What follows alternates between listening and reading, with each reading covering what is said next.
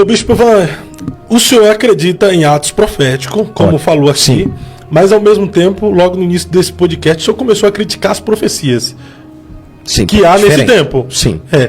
Então o senhor acredita em atos proféticos e não acredita nos profetas deste século, desta geração? Existem, aqui no Brasil? Acredito que existem profetas como o meu amigo Leonardo Salles, acredito em profetas que dêem um direcionamento na palavra, como César Cavalcante, Eliseu Rodrigues, Napoleão Falcão, Fábio, Emerson de Oliveira, onde eu estudei Apocalipse. Acredito em profetas que dão direcionamento. Pastor Carlos Eduardo. Carlos Eduardo, com algumas divergências quando ele toca na igreja. De que forma ele toca na igreja? Falando de campanhas, desestimulando a fé das pessoas. Né? Óleo ungido, arca. Óleo ungido. Se ele colocasse talvez... se ele colocasse talvez o óleo ungido lá, talvez a ex-mulher dele não teria traído ele se ele tivesse ungido a família dele. Se ele tivesse... É golpe baixo, hein, bicho? Se ele tivesse colocado o óleo ungido, talvez os filhos dele estariam com ele. Golpe baixo. Se a arca tivesse na casa dele, talvez não teria. Mas é que ele tocou na igreja. Né? Então desculpa, peço perdão, mas eu tinha que falar isso, porque senão fica uma coisa, mas é tempo de consertar, porque um dia eu também fui assim no meu primeiro casamento, eu pensava mais na obra do que em casa. Então se o senhor usasse... Lá atrás, eu tô pregando uma coisa que eu já vivi. Então se o senhor usasse óleo ungido também não teria se divorciado? Talvez não. É igual tem um pregador lá, o Juarez, que falou... Juarez que falou que Moisés ficou 40 anos, a mulher tem que esperar o homem 40 anos, cuidar dos filhos e sumir no mundo aí. Por isso tem um monte de itinerante que tá no motel com as mulheres, no hotel quando vai em grandes eventos e não cuida da sua própria casa. A Bíblia diz que Jacó profetizava fora e tinha Benoni e Raquel, uma morte espiritualmente e um desgraçado, porque era o filho da minha aflição e da minha desgraça. Mas quando ele entrou dentro de casa e foi homem e profeta dentro de casa, a Bíblia diz, sabe o que aconteceu, pastor Fábio? Com ele, quando ele foi homem dentro de casa, Benoni virou Benjamim. A maldição virou bênção. Então tem propósito que a gente só quer muito pregar, só quer falar fora. Só quer falar fora, mas tem que começar a falar dentro. Tem que começar a cuidar da família. Tem que começar... A Raquel era idólatra. Ele não sabia disso, que ela escondia santo. Jacó era profeta, era o profeta, ia se tornar Israel, era tribo ali, tribo aqui, e dentro da casa dele, um morto e um vivo desgraçado na mão da parteira. Tem muita parteira que está com o que é meu e seu, filhos. Talvez a parteira é o tráfico de droga, a cachaça, o ódio, o rancor. Eu já quase perdi um filho por causa de ministério lá atrás, porque eu não tinha tempo para ele. Eu tô falando do cara não é como ofensa, porque já aconteceu comigo, mas Deus me corrigiu, usou pessoas para me corrigir, porque eu queria ficar mais tempo com a obra do que com a minha família. Não adianta você estar na obra e não estar com o dono da obra. Como que eu estou com o dono da obra? Oração e jejum e cuidando da sua família. Como você vai pregar uma coisa... Primeira coisa que a gente não pode fazer, você elogiou a sua esposa, pô. Pra mim, ali o mundo espiritual já se abre. Mas aí, pastor, não tem nada a ver com o óleo ungido que o senhor falou. Se ele não criticasse o óleo ungido, ele não teria se separado. Mas quem unge as pessoas da sua casa não está protegendo elas? Contra o ataque do diabo?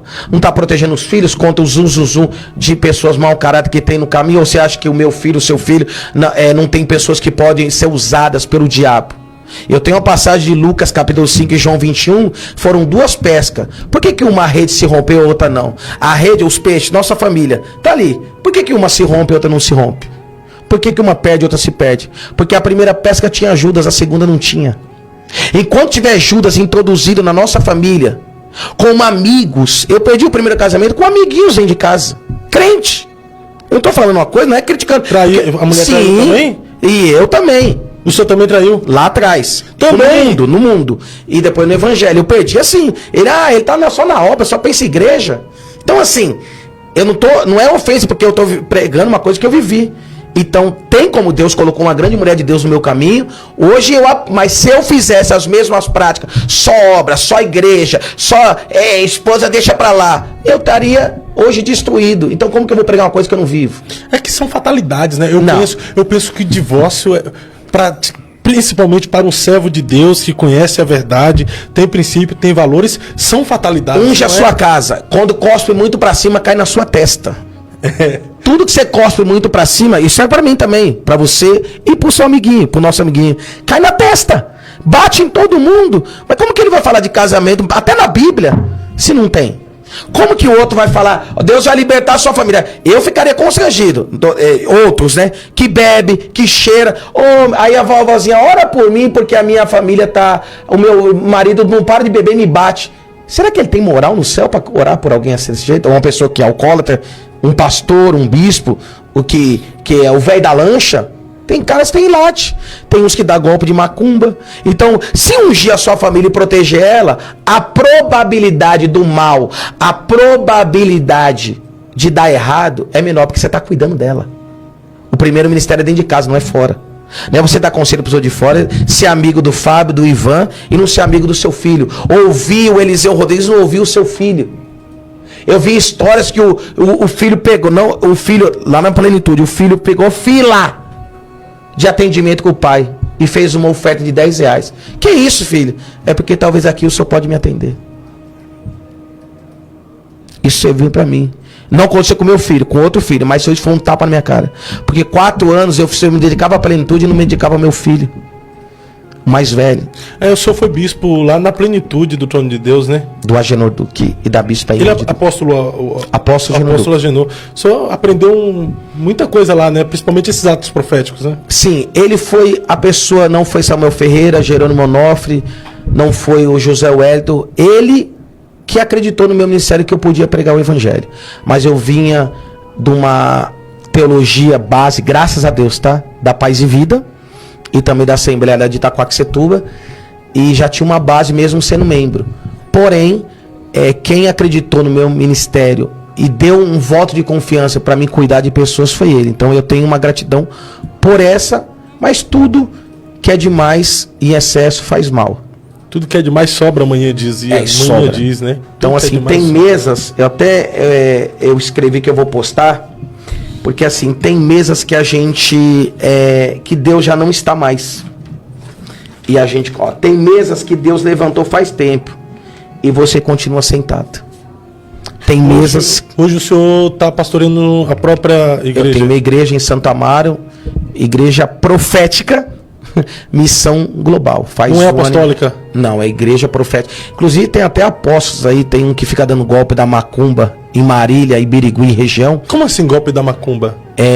Ele queria me consagrar apóstolo. Uma vez que ele foi na igreja, eu falei, não, Deus não falou comigo. Fiquei inventando macumba, que tudo tem macumba na vida dos outros, que é magia negra na vida das pessoas, para arrancar dinheiro e oferta da pessoa, até ser preso, né? Tem pessoa no meio gospel que se diz profeta de revelação, que tem de rádio, e que já tá musical e faz grupo de transmissão, revelou macumba, e coloca na casa da pessoa, enterra o nome da pessoa no terreno baldio. Tem isso também. Só para arrancar a oferta da pessoa. É mesmo, o cara tem a capacidade de enterrar. E um desses queria me consagrar um dia que a missionária Cristina Maranhão foi na minha igreja. A apóstola, falei, Deus não falou comigo. E eu tive uma decepção tão grande no final, porque o final das coisas é melhor do que o início, com o meu antigo líder, o apóstolo Geno Duque, que só se Deus falasse mesmo, Deus nunca falou. De um dia eu ser chamado de apóstolo, pela decepção.